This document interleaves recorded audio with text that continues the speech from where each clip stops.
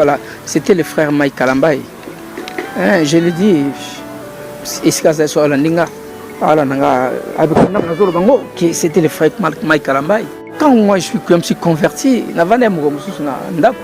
téléphone et Lili qui va venir, allô, oh, viens ça va, qui m'avait appelé, mon grand frère, lui qui filmé, Abenga, Boninga, ça va. Aux hommes, on a des négativités, ah, aux autres, on a oui.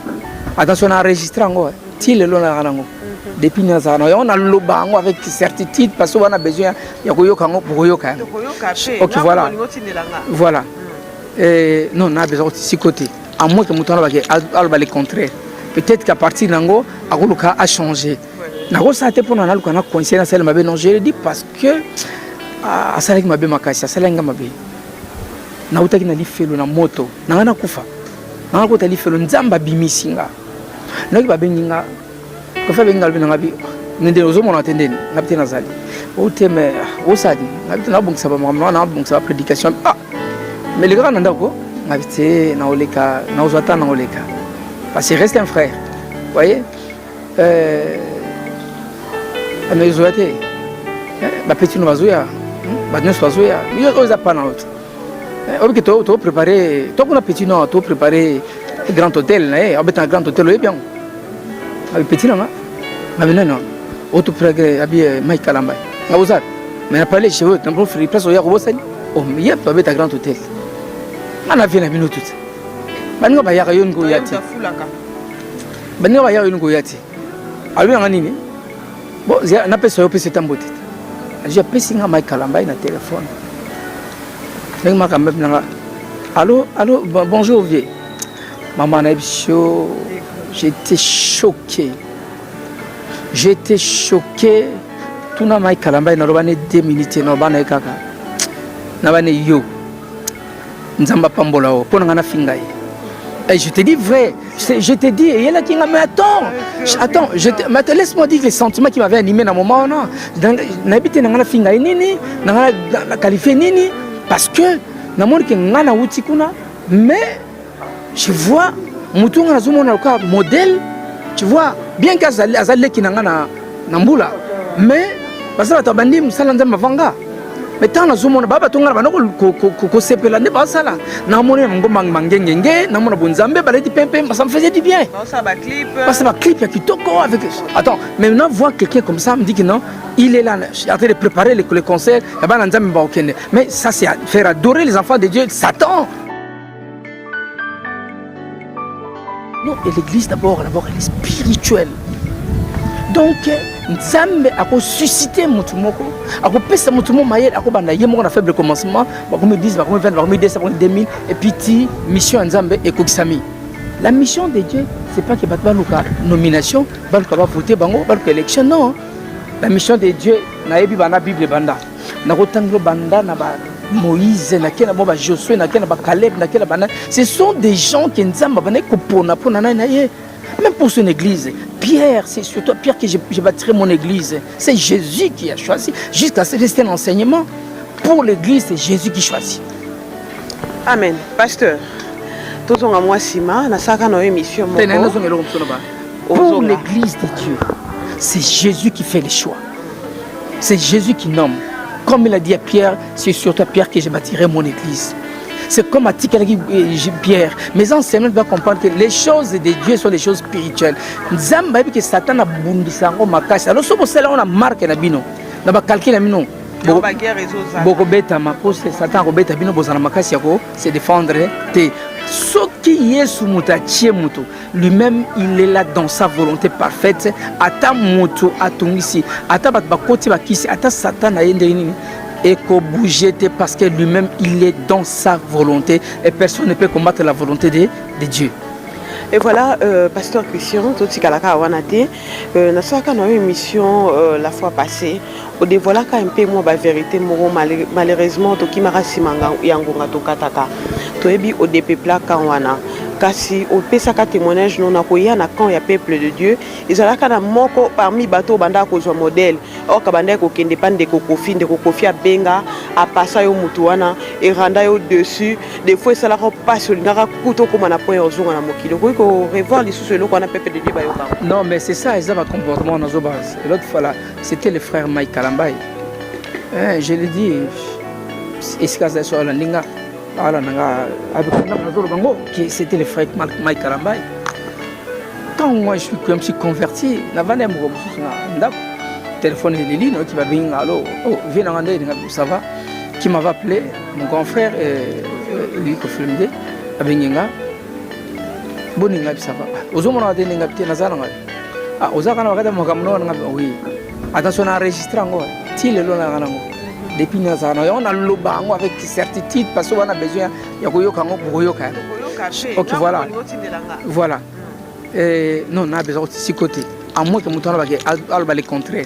Peut-être qu'à partir d'ango, Agoluka a changé. Nago ça a été pour nous qu'on a coincé dans celle ma non je le dis parce que à ça avec ma be makasi ça lenga mabe. Na utaki na lifelo na moto. Na wana kufa. Na ko tali felo nzamba bimisinga. Na ba benga. Ko fa benga bina mabe. Nende ozo mona tende na tena ça. Uteme osadi. Na kumsa na kumsa prédication. Ah.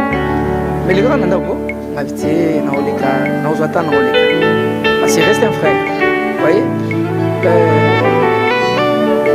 mais je vais dire, ma petite mazoya, ma neuf mazoya, il y a deux apparences. On peut préparer, comme la petite noire, on peut préparer un grand hôtel, avec un grand hôtel. Le petit là, non, on peut préparer un mec à la main. À vous mais à parler chez eux, on fait des personnes roses, il y a pas un grand hôtel. On a vu la minute tout. On va y aller au Goyati. On va y aller au Goyati. Alors, on a dit. Bon, j'ai un appel sur le président. J'ai appelé sur ma Kalambay dans le téléphone. Je vais me allô, bonjour, vieux. Maman, j'étais choqué. J'étais choqué. Tout le monde Kalambay dans le banné démilité, dans le banné yo. Ils n'ont pas pour le et je te dis vrai, je te dis, il y en a qui m'ont attends, laisse-moi dire les sentiments qui m'avaient animé dans le moment là. N'habite dans la finga nini, dans la qualifié nini, parce que mais je vois, nous tous on a un modèle, tu vois, bien qu'à ça, les qui n'a pas en boula, mais parce que la tabani, ça n'a pas de mais tant que nous sommes baba tunga bana ko sepela ne basala na moni ngoma ngende na mona bunzambe baledi pepe ça me faisait du bien ça va clip parce que ma clip qui toko avec attends maintenant voir quelqu'un comme ça me dit que non il est là je suis en train de préparer les concerts là-bas dans Zambie marocaine mais ça c'est à faire adorer les enfants de Dieu Satan donc on a tout le bateau la musique ba autosomé les l'audit chrétienne non au solo capé continue et ça m'a cassé. La musique, c'est un canal fort, puissant pour atteindre le peuple de Dieu. Voilà pourquoi moi, je conseille aux gens, il y a beaucoup de musique à l'Oingé. Il faut être serviteur de Dieu. On comprend. Ma colonie balai. Il était le manakati, il y a le balanzam, moto basquileti. Et le monde est pasteur. Parce que les gens qui sont pasteur. Azaki alanga nzebo tomoni ba dekolo kwa ba Yannick Tumba mama Lombongo pe wana pasteur papa Mike Kalambay yebeli sous pasteur to comprendre na habité au solo na Nzambe ko bango basolo na Nzambe na habité na habité au ngana solo na Nzambe yango na gosa ko bango basolo na Nzambe yango ngana zali je suis évangéliste chrétien qui me pousse mieux mal donc j'étais un nouvel en Christ un nouvel homme en Christ dans ma comprendre mon amitié c'est pourquoi comme Newman les autres ascension na katika c'est que déjà appelle Newman les qui j'appelle mais tu ne comprendre après que Newman c'était un nouvel homme en Christ une nouvelle créature mais on comprend après on a pour la mission dans le monde entier pour amener l'évangile, annoncer l'évangile partout dans le monde afin de dépeupler l'enfer au bénéfice de Jésus. Mais dans l'entretemps, quand je vois les gens qui se disent être là, parce que les sous-sous, que les bateaux même moi quand Satan, maman, nous sommes dans la tour. Sommes formation tribunal et éco pour mon amour. sikoto samba na likamwana devant Dieu nzamba ko mimoni sana mwana ke nana za nzambe na za nzambe na kwa koloba pasteur Christian to ko ko pene na mwansu ka naso na biso banje moni bana nzambe sengeli bayoka parce que to ko comprendre que et le bata frère Patrice je cherchais dans le monde je trouvais dans l'église je trouvais dans le monde siko bazemba ko pe bato ko ke na pas les grands montparts ba ke na ko beta ba grand hôtel siko bazemba ni ne sengeli bana nzambe bayoka. C'est parce que nous ne voulons pas lire la Bible. Les problèmes des chrétiens, c'est ça. Je dis, on ne veut pas lire la Bible. Oh, la Bible dit ayez le discernement des esprits. Vous voyez, nous embrassons tellement que tout le monde va dire nos renseignements. Voilà pourquoi nous nous comportons les tolérés. Tout le monde mais quel est l'enseignement? Moi, je suis le fruit des enseignements. Je ne suis pas le fruit des miracles. Les gens veulent dire des miracles. Du temps où Nazareth, un miracle, c'était venu. Et si cela dépendait du miracle, les enseignements, enseigner avec autorité des bons mots. Et le discernement des esprits, nous avons le Saint-Esprit qui est la source de révélation de toutes choses. Toi, tu as le côté de la molimoté. Toi, vous avez tout le molimo puissant et c'est le Saint-Esprit. Et le discernement des esprits. Tout le monde Nzambe, molimo santa lobaka. Ah, un album moi frère, manze mon olobini Nzambe. Mais soirée Nzambe, ba soirée Nzambe. Maman ko la bona moni na bale sunda frère ngasi machette tala ko be o kuluna. Nze mona ko ba nze mona ti. C'est me faire adorer Satan dans l'inconscience. Au moins les sous ngana lota nga sa séminaire ba place mobo. Na ba pasteur mo na sa séminaire mo na place bazaki. Na lala bona lota na moni ba pasteur mo so amati likolo ya podium bazo s'embrasser na bana basi. Na moni mona mwasi likolo ya podium mabele banda mbali mso azo simela mabele bani likolo ya podium. Mais ngana ngina sala c'est une campagne séminaire. Eh na lamuki na zuja message. Na kati to na benga mon frère Nzambe a permettre ngate hein. Donc je pense que totalement prochainement sous nos années. Il faut un peuple sans révélation, c'est un peuple sans frein, c'est un peuple mort. Nous devons marcher que dans la révélation. Le président de la République Tinasé. On comprend. Nous devons marcher dans la révélation parce que la révélation, c'est la volonté parfaite de Dieu et la volonté parfaite de Dieu n'échoue jamais. Avant que tu aies RSC, avant que tu aies institutel, avant que tu aies institutel, mais tout le monde Nzambe. La fédération a fait quoi? Tout le monde Nzambe. Qui est le pasteur Christian? Qui il est? Si Dieu ne te convainc pas, ne viens pas. Tu comprends, ma soeur? Ne viens pas. Donc, mais Nzamba Pambolo, on a ma cache à Mouloni parce que on a arraché le lot. Nalaï Nalamkin avait été dans sa émission, mais au télémiti, on a arraché. C'est ça la presse. La presse c'était tout la presse comment va star. Donc pour nos informations, comme le roi Yimtazo diriger vedette tout non. Donc presse ça me toile Lukaka sauf là libanda tout le monde en poto, bah là libanda bazo c'est la chasser image bazo ni bato babi valeur ya image. Donc makambo est na 4 ans avec tout na koloba ngati. Mais na moni presse mo ayo lobisanga. Abitikate mukwa na Nzambe eko kisama pona na bongo na bombe la bana Nzambe makamute. Donc Dieu n'est pas dans cette structure là, Dieu n'est pas là, c'est ça. Na koyoka makamu nyonso babimiseli biso. Eza na ngambo ya boy, eza na ngambo nyonso te ko découvrir na kati nango. Je pense que babiso bazaki na ba doute. Mais lelo moi je confie que Nzambe bazaki na ina structure wana te, pe Nzambe azaliti. Car basali na Nzambe nde bazakuna. Basali na Nzambe baza o Nzambe benga bazakuna, mais Nzambe na kati eloko wana Nzambe azate. Yango moni leadership, crise de leadership ezali parce que soki ezaki structure ya Nzambe angacha leader o sengeli mbelelo église eza na place ezalité. Ata école moko te. Maman, ata école moko te ya bana Nzambe sur le plan social, même pas une école. Non, ngana zaka nanu soki na âge nini, na komi da kumuda, na komi star, na komi musana Nzambe, ata école moko te ya yango. Ata structure mokote pour nous sunga libota na Nzambe peuple de Dieu. Mais c'est ça parce que za Nzambe te za batu. Ezara batu nyonso Nzambe benga pote ba gérer peuple sur le plan public aussi. Baza batu Nzambe nde achaka bango. Et c'est un leadership au ba nomate ba vota apete. Au moment où on likambu tant Nzambe zana batu bakoya vers mutuana parce que za na mission ya kobema batu quelque part tant on zamba benga mutakatani après ça mission même batona quelque part. Vous voyez, il faut pas tout ça mamloko là ba fanatique makambo non. Toto ba pena na structure wana topi na mais mouvement wana topi RC wana tokolo ba namde ba nomination zo les lelo et bandi lelo te. Excusez-moi, et bandi lelo te. Boza dodo kamba passer dodo bola tsaye ekotité mafutate. Vous comprenez ce qui ngaye parce que dodo nangana boyanga. Nangana lingana te parce que structure wana eza structure oyo nga. C'est un langage que moi nzamba zati. Excusez-moi, je dis attends. Ezana bato na nzambe réputé, bato lokwa ba Denis Lesi, bato lokwa ba Sonic Afuta, bato lokwa ba Albert Kakenza mwana mbo. Na lobby Nabite que Basai Nzambe Bazati, Nabi Nzambe Azati. Est-ce que vous comprenez? On peut mal compris, pas bateau.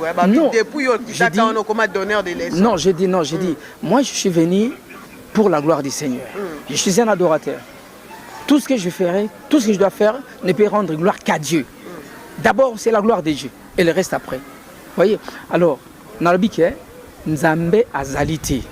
Nabi que Basai Nzambe Bazati.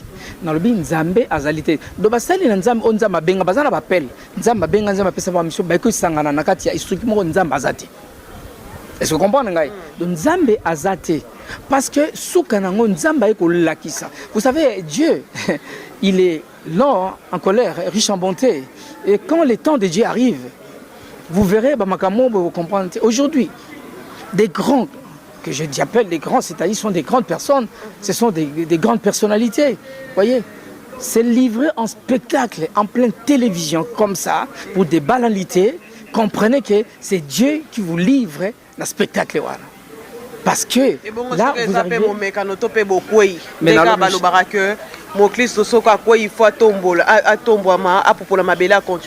oui, c'est ça. Mais ce n'est pas le cas ici.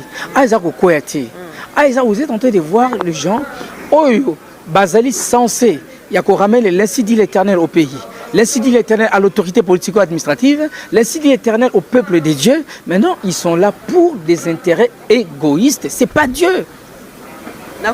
Politique. Mais non, à côté on a politicien ensemble, on a politique parce que les rois et les prophètes doivent marcher ensemble.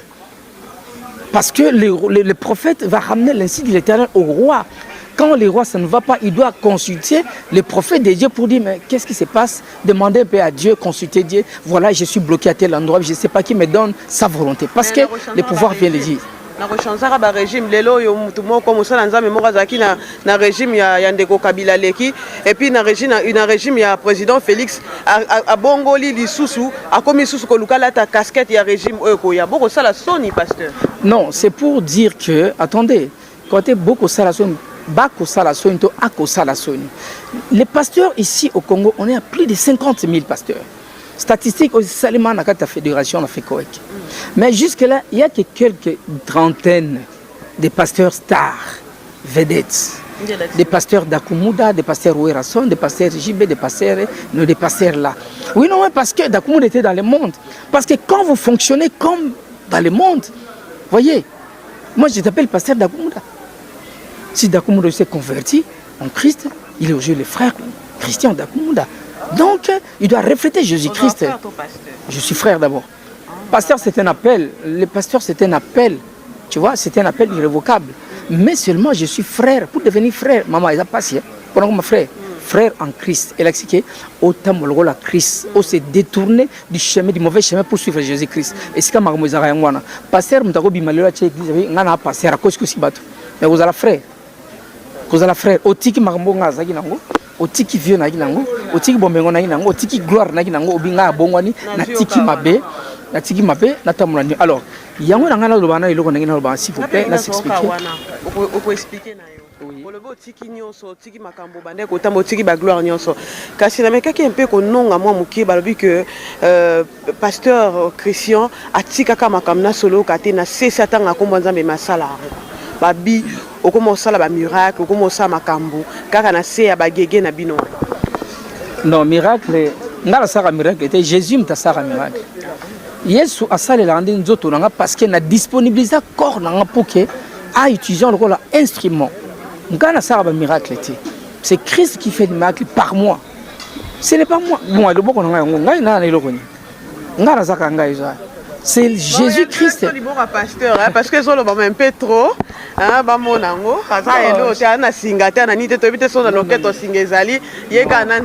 Les problèmes, notre problème c'est quoi? Les combats que nous avons, c'est le combat de l'obéissance à la parole. C'est le combat que nous avons. Quand vous obéissez, si vous obéissez à la parole, vous rentrez dans les bénédictions de Deutéronome 28, 1 à 15. Je vous donne la supériorité sur toutes les nations. Déjà, quand j'obéis là, comme j'ai obéi à ces dieux-là, sœur, on a besoin de tikara na mukiliwana, na tikara nanga, pour m'tanga kanganga te zaki vinanga. Vous comprenez? Donc, on a tekuna na bunzambe, pour na komosala ma cache-cache na se ya bunzambe. Non. Jamais na kosalango. J'aurais préféré na tikara kuna, na sala vanti, na vivre na vivre na gloire. Que na okota na vieux monde na bitumba ya kosala te. Bitumba. Voilà, il faut un brisement. Maman, yo moninga na otambola na moto. Newman. Mutazaki pena tango ka dakuda. Mena bichaton na tambola. Wo moninga na otambola na moto. Est-ce que ils étaient à tamutute? Mo moninga na bus, étaient à tamutute. Non, ça on te pour la souveraineté. Au moninga na kata kombi na 20 na pena bato. Est-ce que étaient à tamutute prenda? Te pour na zangi ngote. Vous comprenez? Pour nous mais c'est parce que nous comprenons que nous sommes libres. J'ai été affranchi par la parole et je suis libre. Je suis un homme comme tous les autres. Je suis un bus, je suis un moto, je suis un taxi. Je suis un makolo. Vous voyez? Donc nous avons compris, on a compris, on a mis tout ça dans la société. Au fond, nous avons express à 15 000 francs. Nous avons un taxi à 500 francs. Nous avons économisé à 14 500. Nous avons Newman, Naki Zoba, Nakomine Mayele. Au map Nafona Longwana, tu as une voiture à panne, taxi bon express, ou une prise. $10. $10, ok. $10, Sikoyo, $10, et ça lit 20 000 francs. Mais ce sont là, on a matika, on a un taxi, on a foutu 500 francs. Donc on a foutu 500 francs, on a gardé 19 500. Nandaku, balé. Vous comprenez? Maman peut avoir un problème, le transport na pesi, na sungi na on peut battre. Mais vous pour na lolendo ya mokili, na zui na pesi pour mon ngai. Non, j'ai été affranchi par la parole. Donc voilà, c'est un peu ça. C'est pas que non, mutarobeta l'histoire, mais que c'était battu sur lingayo, parce que moi au Christ maître na biso bandimaka été. To yoko c'était battu nyonso bandimangai. Yesu bandimaka été ba bengai o bako bengai. Mazara Nzambe na simande ba comprendre kazali Nzambe mais ba bazana nga leo na kata fédération ba comprendre te pasteur Christian d'abord je suis évangéliste des ministères l'évangéliste Christian ali moto Nzambe abengi atindie pour na musala ne pour na libotane obiso tozali. Donc les hommes de Dieu je vais demander aux hommes de Dieu de ne pas être complaisants. Depuis na kata musala Nzambe noki et pas na ba sali Nzambe ba papa na ngai.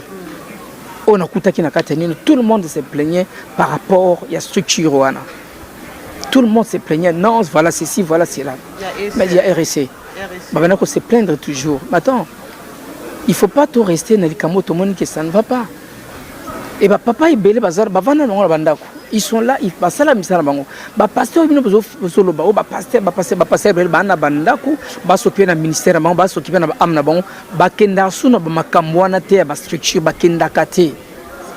moi je t'apprends bakena bangote botika ba pasteur parce que ba moni malonga ezati ba moni ke bonzambe ezaliti ba moni ya mosuninde ko sala. Alors nzamba la exception ke mosuninde ko sala ngapo na ngame pasteur dodo akwa ko vana ro bate na kokota na makambo te na garder na réputation na ona zaka nango na fana nanga ki akota na makambo na parce que bonzambe ezakuna te. Donc nzambe azana ekuna te me basali na nzambe de baki kokota na makambo oyo nzambe te bonzambe ezana nango te omoni makambo bakomi koloba na télévision bango ko fingira exi bazo bimisela biso makambo oyo ezaka na kati oyo batuto yebaka te maramo Elia Rambongo akabila te na sana ba liste awa wana ndeko Denis Lesi koto ndeko José Nzita leki apesa ndeko Denis Lesi conseil ndeko Denis Lesi pe leki lisolo bio José Nzita ke banga na mvuluzi soko lingo pesa nga conseil leka na ndaku nanga do babiloko moya ko kebisa na boy. Non, c'est le moment est venu où Dieu a mis en spectacle tous ceux qui croyaient, qui faisaient croire à son peuple qu'ils étaient avec lui, mais Dieu a fait voir à son peuple que non, ces gens-là ne sont pas avec moi. voyez, c'est le discours que je peux tenir maintenant. Pour dire qu'ils ne sont pas avec moi. Ils ne sont pas de Romains 11, 5, 4, 5. Ils ne sont pas non plus de 1 Corinthiens 4, 1 à 2. Donc, ce sont des gens qui fonctionnent. Peut-être qu'ils ont commencé avec moi, mais ils ne sont plus avec moi. Et ça, c'est la vérité. Parce que c'est ça, c'est ce comportement qui est à la base de la destruction de tout un peuple. Parce que moi, Dieu m'a dit que la solution de ces pays ne passera que par l'Église. Pourquoi? Parce que dans ces pays considérés comme Éden, dans quatre pays, il y a des richesses. Il y a non seulement des richesses, il y a aussi Satan. C'est comme Éden. Il n'y avait pas seulement des richesses, l'homme et la femme, et les richesses que Dieu leur avait données, mais il y avait aussi Satan, le diable, qui était là, pour amener ce peuple de Dieu à la désobéissance. C'est pareil avec le Congo. À côté des richesses, nous avons Satan, le diable. Mais la seule institution, la seule personne qui pourra, Satan n'a pas pour te destiné, c'est l'Église. Alors maintenant, non, attention s'il vous plaît, je parle de l'Église. L'Église c'est qui? L'Église c'est moi, l'Église c'est toi. Voilà pourquoi Dieu dit dans sa parole, ne savez-vous pas que votre corps est le temple du Saint-Esprit? Et il dit dans sa parole, je n'habite pas dans des maisons faites de mains d'hommes. Il habite dans vos corps, Donc l'Église c'est pour toi. Alors maintenant, il faut amener le peuple de Dieu à comprendre que son corps, c'est l'Église de Dieu. Et c'est son corps, c'est cet homme-là qui est capable, Yako Bengana, Satan n'a pas d'amboka pour que le peuple congolais puisse vivre vraie bénédiction. Vous voyez? Et c'est cette église-là qui doit même aider l'autorité de ces pays. Vous voyez? Yako Sala Oyo Anika Sala Nzamba Pesiel la mission. Parce que nous reconnaissons tous, nous disons, tout pouvoir vient de Dieu. C'est Dieu qui permet toutes choses. La Bible le dit, qui dira qu'une chose arrive sans que Dieu ne l'ait ordonné? Sans que Dieu n'en soit l'auteur. Cela veut dire que Nzambe a permis de il a permis. S'il ne le permet pas, il faut le mater. Mais seulement, peuple, il faut aimer. Et Sunga, même l'autorité politico-administrative, c'est l'Église. Mais malheureusement, Satan s'est introduit. Et pas une bateau de quoi que ça Nzambe. Pour te basala mamia banyanga, et ça la qui est moyen, les bottes Nzambe. Et l'église est pour que Tobika c'est la volonté du diable. Mais ceux qui sont tombés, voyez, et puis sincèrement, structure, arrêter avec ces histoires. On doit arrêter avec ces histoires. Dieu, quand il donne une mission pour son église, surtout ma soeur, Dieu, quand il donne une mission pour son église, il envoie quelqu'un à Tindara Motunaï. Nzamba Tindaka Motunaï. Surtout pour l'église, Nzamba Kutina Moto Bino Bonomete. Il faut arrêter avec ça. Dieu ne veut pas envoyer quelqu'un pour nommer pour son église. L'église d'abord spirituelle. Tu vas voter. Non, et l'église d'abord, elle est spirituelle. Donc, Nzambe a suscité Moutoumoko, a pesa Moutoumou Maël, a banda yemo na faible commencement, comme 10, comme 20, comme 10, comme 2000, et puis mission Nzambe et Koksami. La mission de Dieu, c'est pas que Batbalouka nomination, Balouka va voter, Balouka élection, non. La mission de Dieu, na yebi bana Bible banda, na rotanglo banda, na ba Moïse, na kena ba Josué, na kena ba Caleb, na kena bana. Ce sont des gens qui Nzamba bana kopona pona na ye. Même pour son église, Pierre, c'est surtout Pierre que je bâtirai mon église. C'est Jésus qui a choisi. Jusqu'à ce que c'est un enseignement. Pour l'église, c'est Jésus qui choisit. Bien, merci. Pour commencer, comme structure associative, parce qu'on doit faire la différence. Il y a réveil, structure, association. Hein? Et puis, il y a réveil, mouvement spirituel. Donc nous sommes du mouvement spirituel. Parce que même SCC, dans le mouvement, il y a un réveil spirituel. Mais le mouvement, il y a un réveil, il y a des associations, l'association, on adhérer, elle est libre d'adhérer. Non, basé belé basate, bon, SCC bazakuna, batanino bazadon, basé belé bazakunate. Pasteur, ngana zakunate, ngana zanakati a fait kowek. Moi, je suis de la Fédération congolaise des églises chrétiennes. Je suis le président de la fédération. Mais L'intérêt, par exemple, oui, non, Makamwanzambe, oui. Les intérêts, c'est quoi? Moi, par exemple, adhérer à une association, on parle de la promotion de l'évangile. Parce que promouvoir l'évangile. Les intérêts pour l'angaï, il y a une mission d'angaï. Parce que promouvoir, par exemple, les social de l'église. Les intérêts pour le peuple de Dieu. Parce que promouvoir, par exemple, donc, tu vois, la formation des serviteurs de Dieu. Tu vois, donc ramener par exemple l'unité de l'église, du peuple de Dieu. Non, non, je ne dis pas ça. Je dis que na kokota une association on a mon intérêt nanga izali. Comme peut nous sakota une association au intérêt izali. Donc mutu ngokota na esika oyo. Par exemple la fédération na fait quoi que soit mon que intérêt azo retrouver intérêt naï. Akokota na fait quoi. Donc c'est pour dire que tu m'as rectifier le kona. Au moins ego mola ta pasteur nyonso. Ba pasteur, il y a réveil. Non non non non. Ou basali ba bêtise, basali ceci. Non non non non. C'est pas tous les pasteurs. Il y a on a bien nous sommes des pasteurs, tous nous ne sommes pas dans l'église des réveils comme mouvement associatif. Nous sommes du mouvement de réveil. Vous voyez, les réveils, on les alliés, Batu Basangani, Basali, association, la banque au réveil, Basu Mikana, na l'État. Vous voyez un peu ça. Donc, on n'est pas obligé tous à la caca, espérer à focaliser que non. Vous voyez, ça c'est le un. Deuxièmement, étant donné que Bazaba pasteur, Basana Nzambe, je pense qu'ils doivent se comporter comme des serviteurs de Dieu. Parce que la Bible dit dans le livre de 1 Corinthiens 4, il dit ceci, que le monde nous regarde comme des serviteurs du Christ, les dispensateurs des mystères de Dieu. Les dispensateurs des mystères de Dieu. Cela veut dire quoi? Que le monde nous regarde comme des serviteurs du Christ. De toi, bateau, faut m'occuper tarab sur le lamna, basalina Christ. Les reflets de Jésus-Christ. Mais les comportements qu'ils affichent, ce n'est pas les reflets de Jésus-Christ. Ce n'est pas le reflet de Jésus-Christ. Alors, mais comment vous allez donner Moutouko Langai et Sengoyoko adhérer? Parce que moi, je suis chrétien.